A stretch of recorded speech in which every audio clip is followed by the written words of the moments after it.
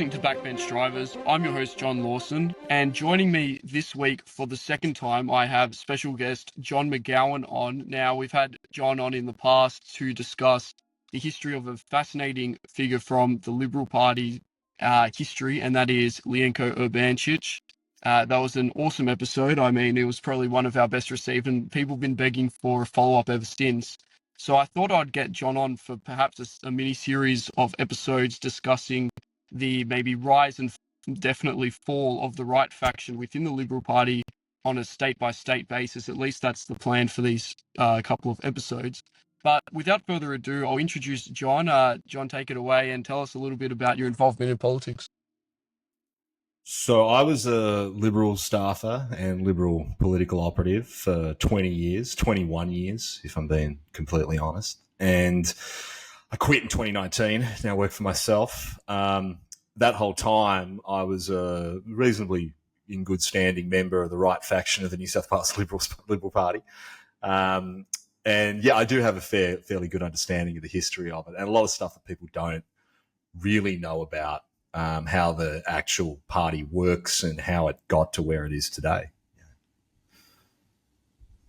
Yeah, well, that knowledge is going to come in handy. I mean, you wanted to start off with detailing Howard's success during the 90s. So I'll send you right there. Would you like to tell us about Howard's ascent? So when we talked about Ljenko last time, we were talking about the period of Liberal Party history where the party was really still in its the stage for its membership, where it was a pastime for people who were too old for the Scouts and too young for a bridge club. Whilst you did have people like Ljenko and a lot of the hardheads from the moderates taking it really seriously, fighting these, internecine factional campaigns against each other, the rank and file of the party were really your classic little old ladies eating scones, drinking tea at branch meetings. The members themselves were of a completely different class and character to the members of the Liberal Party today. And if you go back and you look at the names of backbenchers who served under Fraser and in the oppositions against Hawke and Keating, I mean, a lot of these people had made remarkable contributions to civil society. They were eminent barristers. They were well-heeled members of particularly Sydney and Melbourne high society. They weren't kind of like a motley crew of ex-staffers and middling business people that we see today in politics, right? It was a totally different time. One of the things that made it so different was that the Liberals had been consistently losing elections since the 1960s. And I think it's fair to say, actually, that the last election the Liberals really won until the Howard landslide in 95, 96 was in the 1960s under Menzies. Right? Fraser doesn't win his election. Labor lose the election. Fraser then gets booted out. The Hawke and Keating ascendancy happens. They hadn't done very well in the states. On a state-by-state basis, the Liberals were effectively non-existent. Except for maybe Kennett, and then the very vexed early 90s New South Wales Liberal government, which would be, in a constant state of crisis due to ICAC investigations and the fact that they had effectively a hung parliament and didn't have a majority in the House of Reps. So when Howard comes in for his second time as opposition leader, and this is in all his various hagiographies that get published every year, there is this real shift in Howard's mindset about how the party campaigns, about the level of professionalism in the party, how the party goes about fighting election campaigns. And he's not going to take a loss again. He'll do anything to make sure he wins. The only problem is in organisations where, it's part scout troop, part bridge club, there's not a lot of real talent there to make that happen. So the most important figures in the mid-1990s were not from either of the factions. The most important figures were the very few actual professional political operatives in the Liberals. And the two big names are Brian Loughnane and Linton Crosby, who would come up with the strategy to win that campaign for Howard. And how they did it today seems, it's completely logical. It's how we fight every election campaign now. They look down the Mackerras pendulum, they find the seats that have the narrowest margins, and they devote all their resources into those on both sides of the pendulum. So holding your own seats on tight margins, winning the ones that are on tight margins. Prior to that election, that was really not how the Liberals fought campaigns. The Liberals fought campaigns from the top down, and the squeakiest wheels got the most grease. So the safest Liberal seats, where you had the largest branches and the most branch infrastructure and the most passionate members, were really where the campaign began, and it kind of like a series of cups filling up. I mean, the seats at the bottom, the most marginal seats, didn't tend to get as much attention. And they certainly didn't have really standout candidates in them. They just didn't really care about them. There was this belief back then, and particularly in the 60s and 70s, that you didn't win campaigns from the fringes, you won them from your base. And the 90s tipped this on its head. And so for the first time, the Liberals end up going into the western suburbs of Sydney, some of the outer suburbs of Melbourne, metropolitan suburbs in Queensland, with the actual Liberals, which hadn't really been on the party's radar previously because it was really a national holding. And they go in and they devote massive resources to winning marginal seats for the first time. What this meant was that the old factional regime, which was based in these extremely safe seat holdings, and we talked about one of them last time. Lienko's main power base was around Five Dock and Drummoyne, which the Liberals had held state and federally at various times. For the first time, none of those old areas mattered anymore. And these new seats were emerging that they were going to devote all their attention to. They were going to put in massive amounts of public funding in school halls and, council CCTV grants and things like that, to get their guys across the line. And it worked. And the campaign was won in a landslide. They outfoxed Labor, because that wasn't something that Labor could really do. Labor have to campaign based on where their factional masters tell them they have to campaign. So that agility that the Liberals displayed, or started displaying in the 90s, they couldn't keep up. And so they lost. But in the process, the Liberal Party loses something really important, which is the centre of gravity, the ideological centre of gravity of the movement, shifts away from the majority of people, the rank and file, to a very small minority of people inside the party who were either already in those important seats, had been campaigning in those seats, or had the ability to help them campaign in those seats. Also, it meant that the members in those seats who'd just been elected, sorry, that's my dog, for the first time, they're front and centre. No one really cared about who a lot of these backbenchers were prior to the 1990s. And so it was a total shift for the Liberal Party. And if you think back to elections, a lot of your listeners would probably remember in the early 2000s, you probably noticed it in the way that, Howard would spend half the election campaign out in Penrith with Jackie Kelly, right? I mean, you look at Jackie Kelly's resume. She's not a particularly remarkable member of Australian civil society. She was thrust into the centre of every Liberal campaign because that was one of their most marginal seats. They had to win Penrith. Or Lindsay, sorry, as the federal seat's called. They had to win it to win the entire state. And Howard's on the record multiple times in the late 1990s, particularly when he just snuck across the line in 98 and later, in saying that elections in Australia are won and lost in the western suburbs of New South Wales. So out of nowhere, these kind of obscure factional movements of the New South Wales Liberal Party are thrust onto the national stage. And suddenly their arguments over who gets pre-selected for what and who's in charge of what conference, these things really matter because these people are going to control the balance of power in Canberra. What happened at the same time was an increase in the level of professionalisation amongst the staffing corps, amongst the people who actually worked for them. So on top of all that, you've now got pathways for professional political operatives to have lifetime careers out of this. They don't have to have second jobs. They don't have to come from money. There's a pathway to an extremely high-paying job that they can sit in for decades, stacking their branches, feathering their nest for a run at a seat, screwing over their factional enemies for the first time. So that's really patient X for when everything begins.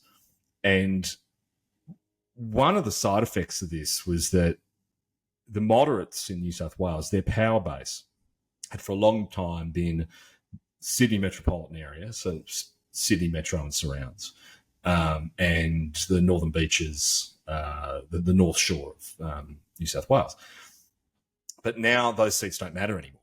I mean, Warringah would matter later, but at least in the late 90s and early 2000s, the balance of power was shifting out west. It was shifting to the Central Coast. It was shifting to the South Coast. It was shifting to the borders of National Party seats. And, of course, that's where we had three-corner contests with, Albie Schultz and the like. So this all happens very quickly in the late 1990s. The right faction in New South Wales, at that point led by David Clarke, the key figures in which were Chris Harcher up on the Central Coast, Mike Gallagher up in the Hunter Valley, to a lesser extent Bob Baldwin, who was in an extremely marginal seat that, in fact, the Liberals lost in 1998. He was in the seat of Patterson. And just to jump in, David Clarke, to link it back to our first episode, was an associate and sort of a successor to Lienko. Is that correct? Yeah, he was Lienko's right-hand man through the late 1970s and through much of the 80s. David was a dyed-in-the-wool Catholic conservative. And so he kind of shot to prominence in the late 1990s as well. For the first time, because of this kind of shift in the geography of what was important to the Liberals, David then finds himself in the position of controlling the numbers and controlling resources, which is the most important part, in some of the state's most marginal and most important seats, particularly in the Central Coast, which is still important today. And he kind of used this power to finally take control of state executive in New South Wales in, some will say 2006. I thought it was closer to the beginning of 2007. And they held it for 3 years. That was it. 3 years and 3 years alone. Because Howard would then lose in 2007 to a much better key seat campaign by Kevin Rudd, supported by the unions. The New South Wales Liberals would put on one of their worst campaign performances in their history against Morris Yemma in 2007. So what David found out the hard way was that all that respectability and all that power and control you got from some of these regions was only worth something to the Liberal Party mainstream when you were winning. And when you're not winning, you didn't really have much. So by the end of 2010, Barry O'Farrell works very hard to get a handshake deal between the left and the right. And you have a brief period of peace, but the moderates come out the back of that and retake control. The most important thing that happens around this time is the rise of Alex Hawke and what becomes known as the centre-right. The reason why that context I gave about the 1990s is so important is because that is really what precipitates the party even needing someone like Alex Hawke. Because at that point, it's not about how much you believe in the Liberal Party's message. It matters how many warm bodies you can get out on a polling booth on polling day, how many leaflets you can put in a letterbox, how much support are you giving the party financially through fundraisers and things like that. And this is where the hard right had always kind of fallen down. They might have had some very passionate people, but they weren't particularly energetic people. And, we used to joke that, a bad flu season before a state conference was going to decimate the right's numbers because their average age was in their late 60s, even in the early 2000s. So this kind of opened the way for someone like Alex Hawke to come along and professionalise the way the right did things, bring in smart young staff who wanted long-term careers in politics, people who could, not only work every day, but could also be potential candidates for key seats in the future. And this broke the détente between the factions, because now the left and right didn't have to fight each other for a one vote margin. There was a third player in town, and they could make deals and manoeuvre. And the more Alex got a reputation for switching sides, the more his power grew, because he was able to go into pre-selections, swap votes, bargain for spots. And so with proportionally a very small amount of the total membership, by the early 2010s, he is effectively in control of the New South Wales division. The moderates might have the most numbers. The hard right is still there, but Alex is the kingmaker across every key seat that matters. This gets him tremendous power inside the Liberal Party. It gets him a ministerial spot as one of the Liberals' youngest ministers, and it makes him one of the most influential men in New South Wales politics. And he does this, like we said at the beginning, with zero ideological interest at all. His whole principle behind his faction, his movement, is that they're going to be ideologically flexible. They're not going to get tied into positions that are electorally unpopular. They're going to effectively be the moderate wing of the hard right, which is why we derisively call them the soft right for many years, or they prefer centre right. Alex and the centre right become the foundation for what we know of today in Canberra as the National Conservatives. Whilst there's still, some of his people are out on their own. They have their own factional meetings and things like that. There would never have been any need for a official right factional grouping in Canberra if a lot of them didn't have Alex biting their heels in their state divisions. So that all moves really quickly. It's in the space of less than a decade. The entire factional face of the Liberal Party is completely changed. And many would say not for the better, because none of these guys believe in anything. Other than Howard himself, none of them have much in the way of a vision for Australia. All they have is this desire to win elections and win party positions. That's it. And we can sort of see some of the results of that today. Probably the gem in Alex Hawke's crown was the ScoMo prime ministership, which he was instrumental to insofar as, didn't he organise in part the coup that was led against both Dutton and Turnbull? Well, yeah. You'll know more than me. It wasn't just... There were a lot of moving pieces to it. It was a chaotic leadership spat, because the hard right, from the New South Wales contingent of the hard right, were very wary of Scott, but they were equally wary of Dutton. It was one of the last times I saw David Clarke really had to, pull out all the stops on a vote. And I recall him joking that, they put us in an impossible position of choosing between a Queensland Freemason and a Sydney evangelical, which to him were both equally bad. This is not neither of these. Really. Neither of these were really palatable at least to the New South Wales hard right. And that was part of Hawke's genius, is that they had to pick someone. What were they going to do? Like go with Julie Bishop or something? It just wasn't on the cards. So, stunts like that were Hawke's raison d'etre. He was really good at manipulating both sides to get the outcome he wanted.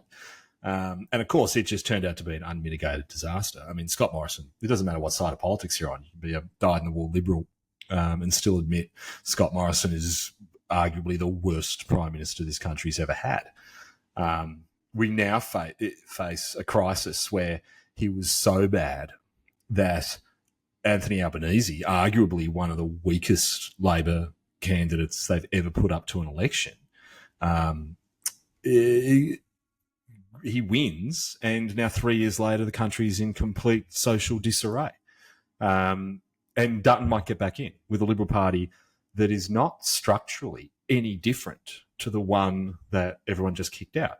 Like the furniture's been moved around, but the underlying problems, the lack of ideological cohesiveness, the breakdown in candidate selection, the internal factional warlords who care nothing for actually making the country better. All these pieces are still there, and half his front bench are people who served with Morrison, or at least people whose portfolios Morrison took off them and secretly had it on his own. So, yeah. That honestly just endears me to him. I mean, I can't help but admire the fact that he was getting paid so much under the table. That is really, truly impressive. It is funny though. I mean, one of the problems that I hear, particularly people in business, say this quite a bit, is that John Howard was the last actual Prime Minister of Australia, and that we've had a bunch of Prime Ministers since, and none of the other Prime Ministers have figured out how to do it. They haven't figured out how to use the powers that they have. They have achieved nothing because they don't understand how to wield power in that role. And the funny thing about that story about Morrison coming out, like right at the end when he's already out, we find out that he'd secretly assigned himself all these portfolios. That's kind of like the Velociraptor opening the door moment for Morrison. Like imagine if he had have stayed on for another 3 years, finally having figured out what kind of power he had. I mean, he might have been really good. We'll never know. But it'd be interesting to see how. And I mean, look, it goes back to this problem that emerges in the 1990s. Like the Liberal Party was slow and ponderous and more conservative than it had to be, but not conservative enough. It's like one of the weirdest policy dynamics of any of the kind of liberal centre-right parties globally. We were seeing globally at that time the rise of movements. In the same way today we talk about the rise of Trump-like political movements. I mean, what we were seeing in the late 1990s with the rise of these economically liberal, socially dry, foreign policy hawkish, intensely globalist political movements. New Labour in the United Kingdom, the Republicans under George W. Bush, Howard, Shinzo Abe, who gets elected at the same time. These are all people kind of cut from the same cloth. It's here in Australia, at least, it's Howard's cloth. There was really no one other than him. I mean, maybe Nick Minchin, maybe Andrew Robb, who kind of had this fully formed idea of the ideology of the Liberal Party and what they wanted the country to look like and how they wanted the country to work. No one else was offering that.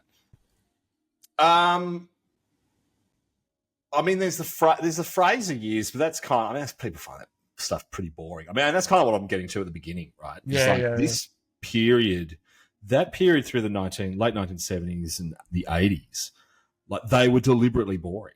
Yeah. And, and this is kind of what I'm getting to on candidate selection and some of the problems that they've had since that the factions just exacerbate is, that old style of liberal political leader, these guys who they tended to run in their early to late 50s.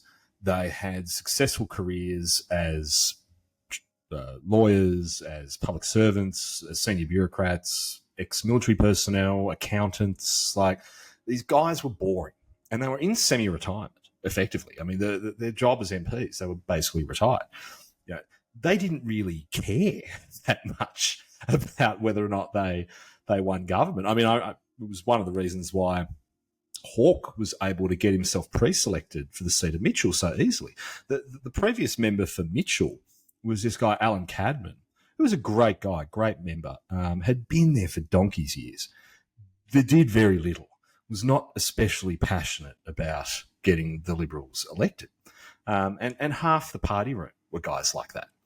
And so when Howard forced on this cultural change that, well, now we're all warriors trying to get a Liberal government in, and that's the main focus of our movement.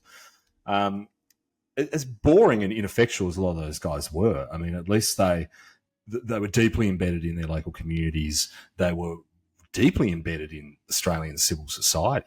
And, when you talk about how well the country was run, from the Menzies period, even including the Whitlam period, really, through until the 1990s. I mean, so much of that was because ministers and the department heads and senior bureaucrats who served them, these were all from the same social strata, right? They'd gone to the same universities together. They drank at the same clubs.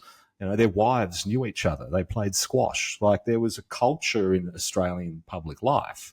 And it was with the Labor Party as well, although more to a different extent and more with the academics and the media, where everyone kind of got along really well and there was no dissonance between them. And they were all kind of fighting the same battle, if you will. So when you swap those people out for much younger candidates, and some of these candidates, I think Alex himself was 26, 27 when he ran in 2007. This is my dog getting excited. That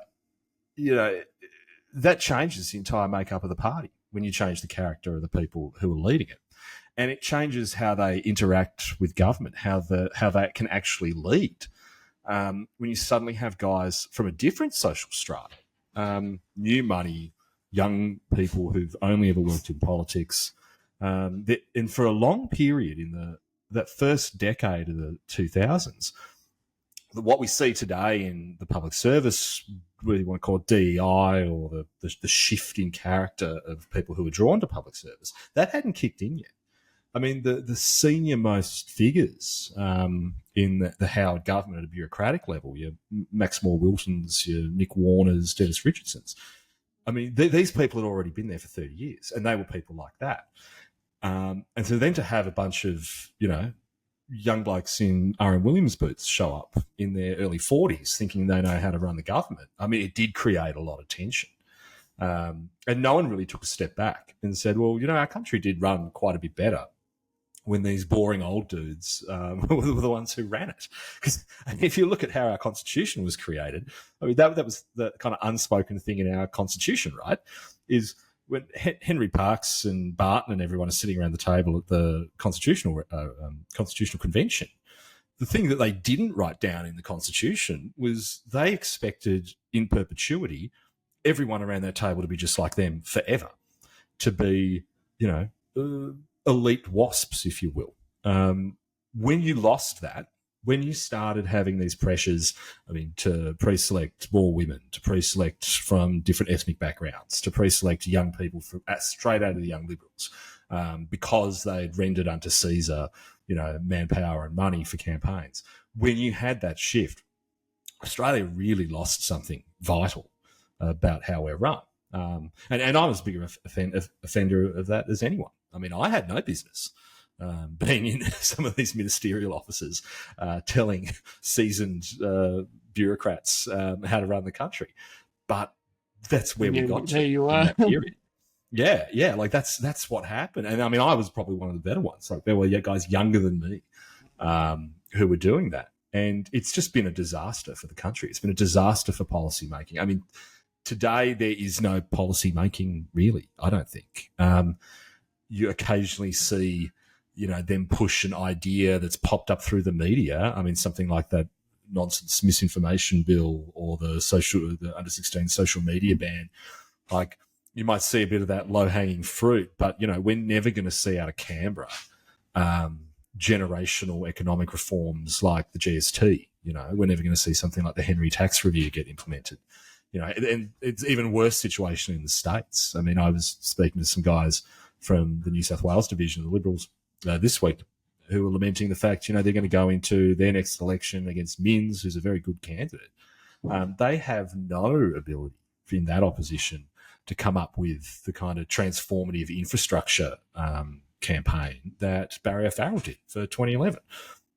I was literally in a room with O'Farrell and Gladys Berejiklian one day where they got out a texter and just drew the metro on a map and then said, that's what we're doing. We're going to push for that for the next 12 years. I mean, you just don't see stuff like that anymore. So it's a really bad situation for them to be in. And I think so much of the discontent and disharmony you see arising from politics in Canberra at the moment, it kind of stems from this period of failure to manage who comes into Parliament, the circumstances in which they come in, to shift focus from presenting a suite of policies and a suite of people who reflect your party's ideology to just saying, well, we'll just do whatever it takes to win, which was always the catch cry of the Labor Party, under Graham Richardson. And the great irony is that Richo said that for many years. He never actually did it. He never did whatever it took to win. He consistently lost. But Howard was the one who said, no, whatever it takes, whatever policy it's going to take, however many billions of dollars of school halls and road remediation in regional areas. And, there are parts of New South Wales. I can tell you where marginal seats are just by seeing the quality of the road. That's how infrastructure works in our country now, right? And so this shift, it just had all these flow-on effects that we're feeling today that are one of the main reasons why today we look at our political leaders and just despair and think, God, how we end up here? Well, that's kind of how. And it's really difficult to get these guys to even think about it because, some of the worst offenders for the key seat campaigns, Jackie Kelly and Lindsay was an obvious one. Pat Farmer down in Macarthur, who was a key part of both Howard's campaigns in the early 2000s. These were not guys who you would ever have gotten excited about running for a seat in the past. Pat was a marathon runner, and he could barely sign his name. I can't remember what Jackie Kelly did, but I'm fairly sure not much. And yet these were people that the Liberal Party were just tied to. They became too big to fail. And the biggest problem about campaigning that way, and we saw it a lot, we've certainly seen it a lot in state campaigns, is when the leader of the party has to go out every single day with one of these second-tier candidates in ultra-marginal seats, they take on ownership of them. So when they get in, when you win the marginal seat, when they have a bad 3 years, which all the marginal seat winners in state and federal seats tended to, because they became extremely arrogant. They had no actual skills for government. There was no way to get rid of them. You couldn't roll them because rolling them in a pre-selection was a direct attack on the party leader who had been holding hands with them every day for, in some cases, 10 weeks on the hustings. So that strategy meant you were just stuck with people. You were just stuck with guys for, in some cases, decades. Before they'd eventually go on their own. And you could never admit to yourself that they weren't good. So, I can't ever imagine that Howard really thought when he's standing next to her day after day on the campaign trail that Jackie Kelly was the future of Australian conservative politics. There was another classic one that Abbott ran with, the famous one where he made that sexist remark to her out on the campaign trail, and he got sidetracked for days. I can't remember her name, but that was just that would happen constantly in these campaigns. You were forced out with guys that were suboptimal because they were marginal seats, and the best people don't want to run for marginal seats; they want a sure thing. And you see stories about candidates being parachuted in, etc. That has no impact on the outcome. You can take a candidate from anywhere in the country and parachute them into a seat, and it will have very little effect on the final vote if you still campaign well. You end up with this scenario where the tail is wagging the dog with the party, essentially. And you've got people that probably had no business getting to that level in Australian public life, suddenly wielding this enormous influence.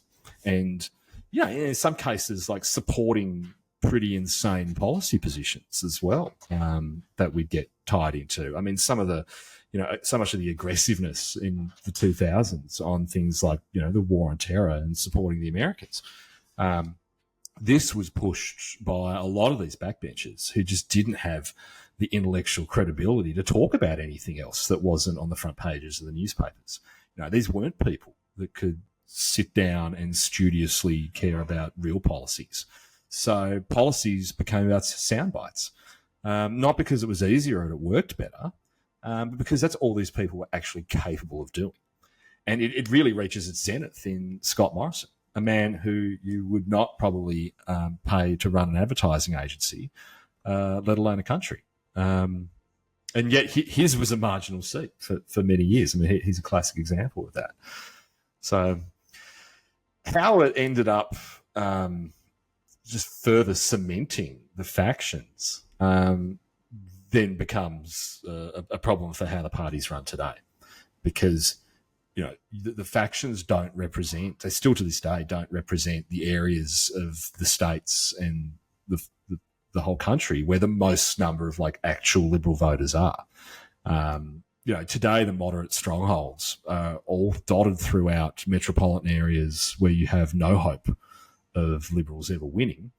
The reason they persist in that is because the main game for a lot of the factions now is to get senators up and to get people through the Senate pre-selection process. So you just have this system that is not designed for bringing in talent. It's designed for getting these factional outcomes and for just running the same ex-staffers through the process again and again and again until you eventually get them in. And then they get there and there's nothing really for them to do. And they just sit there for 6 years, repeating whatever the party line is, hoping they get elected, hoping they get a ministry, hoping at the back end of it they become a highly paid consultant. And the rest of us are left sitting here, paying exorbitant prices for eggs and milk and petrol, wondering why the system works this way. Yeah, well, not to mention houses, right? It's all pretty grim. It is really grim. Look, I mean, there are signs I think it'll get better this election. Like, I'm not optimistic about how the next 3 years are going to go, but the way I keep describing this election campaign is it's the last one. Like, for Australia, the first part of this year is going to be like what Obama versus Mitt Romney was for the Americans. This is the last time, whether it's the conservative mainstream establishment or the social democrat mainstream establishment in form of Labor, this is their last party. This is their last hurrah. I don't see that they're going to have that, and particularly that relevance they get through the media. They're not going to have that after this one.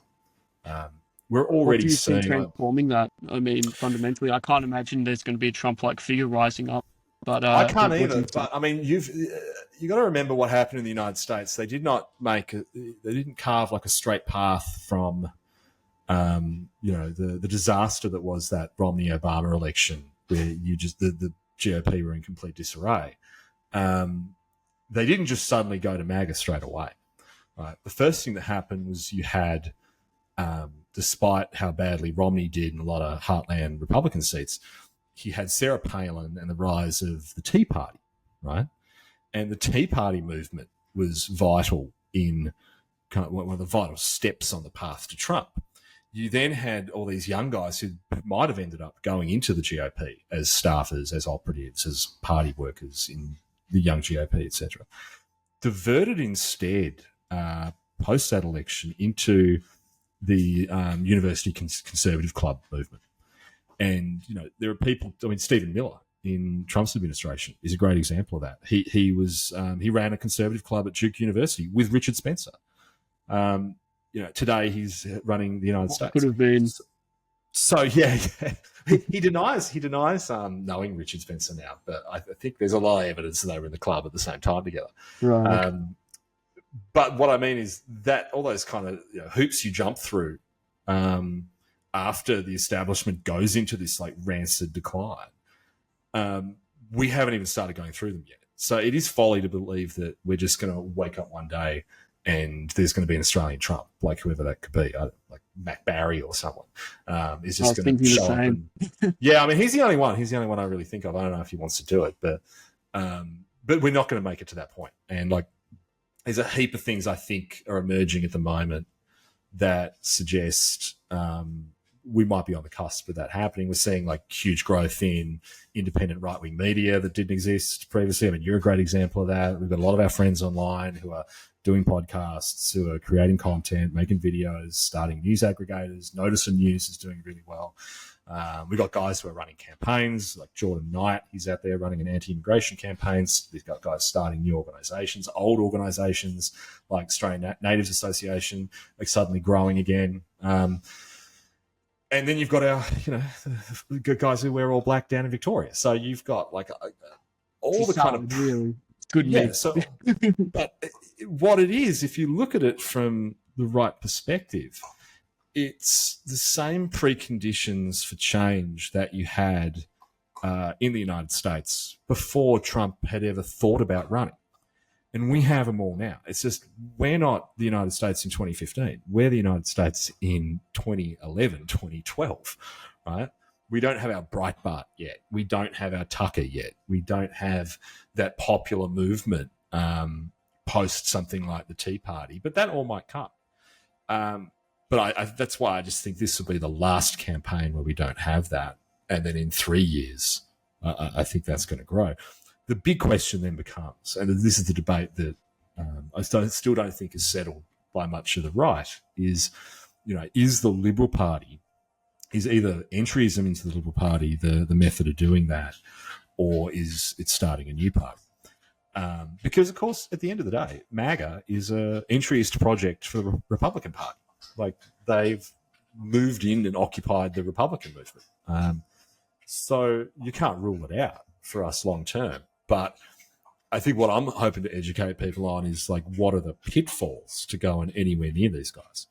Because the way the GOP works is totally different to the way the Liberal Party works. And so you can have in the Republican movement just this complete outsider show up and give an amazing speech and beat everyone in a debate and become the nominee. That's their system. Well, we can't do that in Australia. I mean, to get an Australian Trump to be the Prime Minister would require winning 80 seats, 90 seats to actually make it happen. So, these are the challenges I think people forget, that it's going to be a long journey before you start to see something like that happen here. Well, it might seem counterintuitive, but Turnbull was kind of an example. I mean, the closest you had to a swift rise through the Liberal Party from a relative outsider, and even he had to, go through the whole rigmarole of rigging the party in his favour, using his money, recruiting people, getting them to work and things like that, which I don't see Trump having had to do. I might be wrong, but it looked like he really did come in very fresh as an outsider. Yeah. Well, Turnbull's a really interesting story, right? Because so Turnbull happens contemporaneously with a lot of what I was saying before about the early 2000s and the Liberals. Turnbull comes in I want to say 2004, or maybe in 2007. But the most important thing about Turnbull was no one wanted him. The Liberals were not big fans of him. The rank and file Liberals. He was outspoken. He was boisterous. He didn't pay people sufficient deference. He wasn't very nice to anyone. He doesn't take fools very seriously at all, which is going to be a huge problem if you want to be in the Liberal Party. The only way he got pre-selected was with Howard's support, and it was extremely controversial at the time. It was one of the most controversial pre-selections they had. And, Howard had to walk this tightrope of thinking, well, Turnbull is the kind of guy you want inside a successful party, but he had to remain loyal to his predecessor. And so it was an incredibly difficult pathway for Turnbull to get in. It was the same with Mike Baird, another kind of outsider candidate, who eventually becomes Premier in New South Wales. So you can do it from outside the factional system. It's just extremely hard, and you got to have powerful friends. And the biggest thing Turnbull brought to the table was money. That was the most important thing Turnbull had. He could have funded. Campaigns were a lot cheaper back then. He funded his own campaign for his seat. He didn't need what we call a key seat package, which is about $50,000, $60,000 of discrete expenditure. He didn't need any of that. He could just do it on his own. Very few of these guys can. Turnbull remains one of the wealthiest people who've ever been in Parliament. Most of these guys are not that well off. In 2016, when a series of big donations from the Australian Business Council and Australian Banking Association fell over, Turnbull would put his hand into his own pocket, and I don't know the exact figure. I know it's between about 1.1 and 1.7 million. He paid for that on his own. Because he's worth about 300 million, probably more at this point. So that was what he kind of brought to the table. He certainly didn't bring much in the way of rank and file support, and he to this day still doesn't. So, it is possible, but it's just going to be so damn hard. And then look, the biggest thing Turnbull had going in his favour was the adoration of the Australian media class, which did make things a lot easier for him. I mean, even back in, after he got rolled for Abbott in the lead up to the 2010 election, I mean, that campaign was a long one. I think it was, from memory, it was about 12 weeks. And like every second day, you still had media commentators coming out saying, well, this wouldn't be happening with if the Liberals had Turnbull in there. So he had this enormous support from the media because he wore leather jackets and he was rich and cool and lived in Potts Point, or Point Piper, sorry.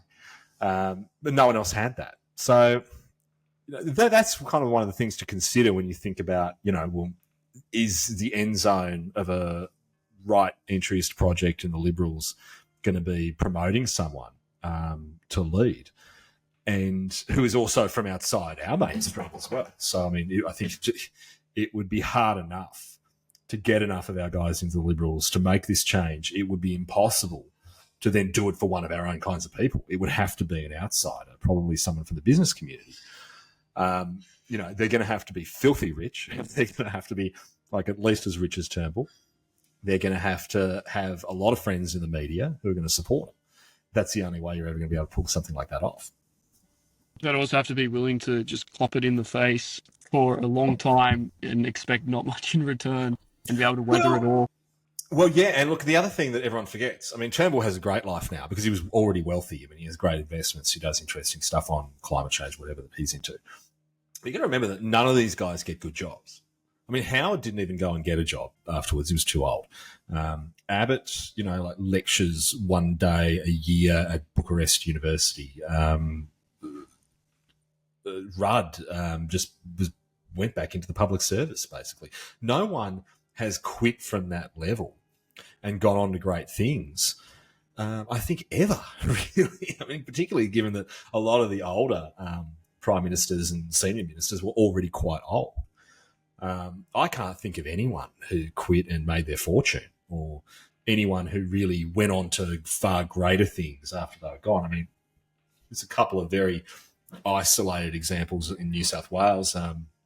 David Borges is a really good example. He was a Labor Party minister, very highly regarded, studious Labor minister under the Carr and Yemmer governments, former mayor who was really into Western Sydney. I mean, he went on to have a really great career as an advocate for Western Sydney. But that's probably, I think that's the highlight of ex-New South Wales leaders. So this is one of the problems. Like, this is not like a lifetime. This is not a job of a lifetime. Like, if you wanted to just make money and have power and prestige, there are so many easier and better ways to do it than becoming a politician for one of the major parties. Which again goes back to that point about just how these people get there. I mean, this is why things are so bad, because the character of people who are running is so low. Like, if you're smart enough to make money, if you're smart enough to acquire power through any other means, you're going to take it. You're not going to sit around in stuffy branch meetings listening to Mavis tell you for the thousandth time how she shook John Howard's hand in 1998. You're not going to bother with that. It's that miserable. And what do you get at for at the end? Like 180 grand a year, have, microscopes sticking up your finances all the time. So, how we overcome that is going to be really difficult. And like, one thing that people are eventually going to have to accept is that we have to get MPs older again. Like, the days of having success stories like Paul Keating, who comes in when he's, I think, like 24. I mean, we've got to start putting that out of our heads. At this point in time for our society, the most effective members of parliament are probably going to be guys who've retired and have nothing more to lose. Not guys who are at the beginning of their careers. Can you just hold on 1 second? I just have to call out to my girlfriend for 1 sec. Oh. Yeah, all good news. Yeah, we're back. Okay, I wish it was like Jonathan Bowden, just a single man his entire life. Oh, look, it's a noble pursuit. Jonathan. Well, that was another thing I was saying to someone. We were discussing various problems in the Liberals and pathways towards, some kind of right-wing resurgence. I would say, we need our own Breitbart, we need our own Tucker, we need our own, all these things that the Americans have. He pointed out, he said, the one thing we've never had, Australia's never had a Jonathan Bowden. We've never had anyone like particularly intellectual standing up and saying all of these things. I said, that's my niche, I don't know. I think back in the day, like I published a quote from Eric Butler back on X today, and he was. Yeah. I mean, the League of Rights, they're a bit autistic, but I mean, they were doing fairly intellectual stuff. They were talking about the monetary system and yada yada, and talking about ethnic identities. So. And it's interesting that like Rennick is doing that now too. It is. It's crazy. I really it's like actually kind of radical on the whole monetary stuff, isn't it? Super radical. And I don't think like journalists have asked me because like I've engaged with him on it a few times on Twitter, and journalists have messaged me and said, "What are you guys talking about? Like that doesn't sound good. What's this Bank of International Settlements you guys keep talking about?" Like, it's probably best you don't really know for now. But it is really interesting, I think, that he's into that stuff. And he's like such you an said, accountant, though, isn't he? That's what he did before. He's like a little bit hyper-fixated on it, and he's lacking in some of the other issues. But honestly, I'm willing to ignore that. Yeah. I really enjoy his stuff. Look, I mean, his followers are also super autistic, so there's that as well. But I think he's really valuable. It'd be interesting to see if he can actually win. Well, he mentioned it's really hard to do. I was in with him that if he's successful getting his Senate seat back, he'll look to start slowly expanding to other states, which, I mean, that's already a stretch, but, I mean, hopefully it happens. It could be a viable alternative. And I would caution him against that because I just think that the Jared Rennick's political party or the Craig Kelly political party, like this tendency we've had for so long, to have these political parties which are just, effectively money laundering operations for these individual MPs to get back in and get their 70 cents to the dollar. Okay, like it might work. And I appeared on Jeremy Buckingham's podcast last week. He's the head of the Legalized Cannabis Party. That was a fun, fun plug for that podcast. It's coming out soon. He'd had Glenn Drury on before me. Oh, I'm trying to say Glenn off, actually. So he'd had Glenn on, and we were talking about some of the things that Glenn had said. Like he's a really big proponent for that kind of model, and he's done it for what's the name? Fatima Payman. Not Fatima. Who's the Tasmanian one? Looks like she's on meth. Lambie. Lambie. Sorry. So if you look at those parties, I mean, this is one of the reasons I think why you are seeing like this massive growth in membership of organisations like National Socialist Alliance, right? National Socialist Network. Because if you're a young guy and you want to get engaged in politics, I mean, you at that level, at our level on the right in particular, like guys are pretty smart. They're pretty switched on. They're going to look at the constitutions of these parties and say, well, hang on, why am I going to join an organisation where it's a dictatorship run by an individual MP? And that's what One Nation is. It's absolutely what One Nation is. The model for it was started by Fred Nile when he had the Christian Democrats. And there's really no hope for genuine growth or any kind of actual policy debate in those organisations where, it's one individual's way or the highway. So I would caution someone like Jared against doing that. Like the future is really in a right party that casts as broad a net as is humanly possible and gets everyone that we can under one umbrella. I mean, that is a tremendous challenge when half the people can't stand each other. But that's the only real way I see you being able to actually fight an election with a bunch of new blood, a bunch of new people with new ideas. Find those new guys as well. I mean, we need to ideologically convert a lot more people before an operation like a nationwide ideologically nationalist party could even stand on its 2 feet. Well, it's an interesting thing, right? It's really interesting, though, how many people you would never have expected have started coming out in the last few years. Well, actually, really, just particularly in the last 18 months, as things have been going south here, who have those ideas. I mean, what shocks me is how many of the economists are that dry. And this is, I think, the thing everyone, particularly in the nationalist movements, leave on the table is that you need expertise to be effective in politics. You can't run a political movement purely on vibes and talking about immigration and talking about trans people, whatever. Like it might work for a few months. It might get a few people fired up on Twitter. You're not going to be able to run a government like that, you know. I mean, and that's what's deeply concerning just about Dutton right now, where he's landed with his kind of modern national conservatives. I mean, it's just a policy black hole in there. Like they'll get in and they'll let Catherine Deves, you know, ban gender neutral bathrooms or whatever. That's great, but what are you going to do about building more houses? What are you going to do about cutting immigration and saving the economy from a recession? Like, what are you going to do on foreign affairs? None of you have any credibility once you leave the country. These things are really profound challenges that no one has really good answers to. But you know, when you go back to the very beginning, when the Liberals finally got their shit together and won in the 1990s, I didn't work on that campaign, but I worked on about 5 campaigns with Brian Lockdane later. Brian Lockdane used to start every election campaign with the same quote, and it's the most insightful thing I've ever heard in politics. He used to say that the best advisor, the best political operative in a campaign is not the best media advisor, not the best policy advisor. It's the person who knows who all those people are and has them on speed dial. Right? And one kind of comforting thing I think about the Australian right at this point is we are getting to that zone where we are going to have that. There will be people you can pick up the phone to and say, hey, I need help writing an economic policy. I need help writing a transport infrastructure policy. Like, until you get to that point properly, I just don't think you're ever going to have a lot of credibility.